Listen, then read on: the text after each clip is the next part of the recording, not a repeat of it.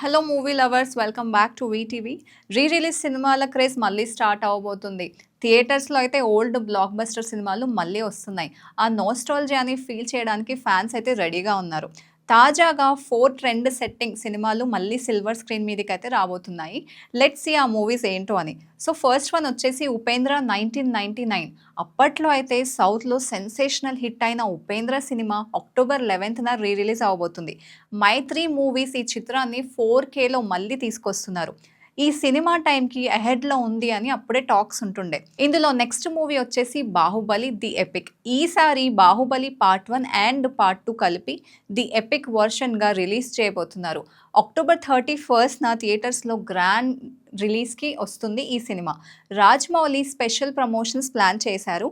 ప్రభాస్, రానా, అనుష్కతో కూడా ఒక special interview కూడా షూట్ చేశారంట. నెక్స్ట్ వచ్చేసి శివ. ఇండియన్ సినిమాకి డైరెక్షన్ మార్పేసిన శివ సినిమా ఫ్యాన్స్ కోరికతో మళ్ళీ థియేటర్స్లో రాబోతుంది. నవంబర్ 14న 4K వర్జన్ రిలీజ్ చేస్తున్నారు. శివ అంటే పవర్ అని ఫ్యాన్స్ ఎక్సైట్మెంట్ పిక్స్లో ఉన్నారు.